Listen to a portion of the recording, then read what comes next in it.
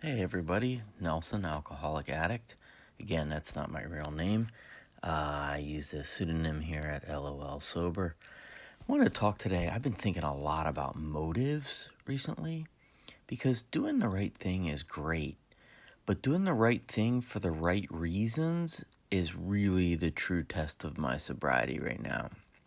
Like thinking back to my drinking days, I had one motive: get me what I want when I want it. Every single thing in my life was built to feed my addiction, and I would bend you to fit my addiction, whatever I wanted.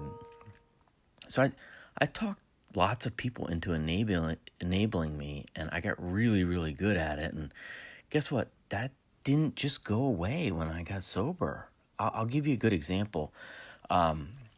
Happened to me not too long ago, actually. Around 2014 or so, I had maybe 5 or 6 years sober. I was doing quite well, but I was catching myself. I still felt sneaky sometimes. And it reminded me when I was at rehab, I heard somebody call it getting over. And that connected with me right away, getting over on people. And it's that skill that addicts like me, we develop it to figure out what your buttons are and how to push them. What makes you laugh, what makes you feel sorry for me, what makes you do whatever I need to get what I want. And I was like a freaking FBI profiler, even with some clean time. So anyway, when I had about 5 years sober, there was a day where I drove through a busy intersection, and I saw in the middle of the road, it just looked like somebody's wallet must have exploded. There were cards everywhere, credit cards, driver's license, everything.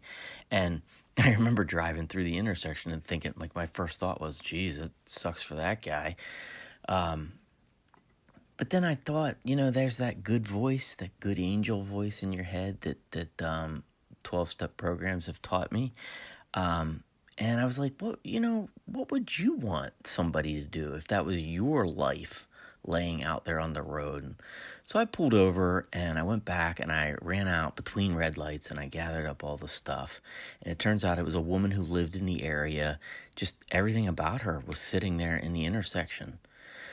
So I made some calls. I eventually tracked her down, and she said she'd meet me at a gas station nearby. And I got there. She was so grateful. Her and her husband just thanked me over and over and over again.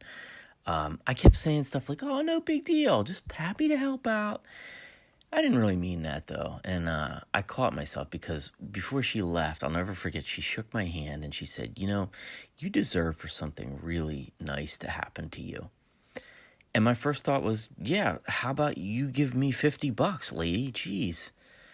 And so my motive, my motive wasn't being of service to someone else. I wanted to get some shit out of it.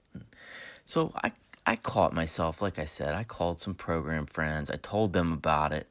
And the good news is that I called myself out on it. And the fundamental things about motives, it's to thine own self be true. 90% of the exaggerating and lying and rationalization happens inside my own head. I have a friend who he says, I got a bullshit factory in my brain. One half manufactures it and the other half buys it.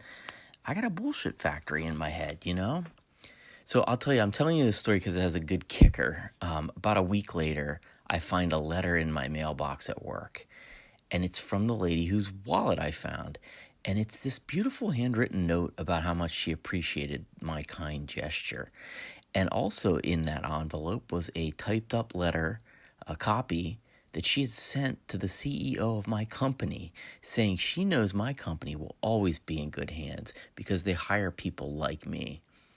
And guess what? There was a $50 gift card in that envelope. And I had a good laugh about that. And I decided to take the $50 and take my kids out to eat at a very classy local establishment, Moe's Southwest Grill, if you're familiar with it. And before we ate our food, I took a minute and I told my kids the story. And I told them that the moral of the story for me was, I got to do the right thing because it's the right thing. End of sentence. Not because it's going to get me stuff. And so then we devoured some burritos, and I didn't feel like such a scam artist. For one day, anyway. So thanks for letting me share.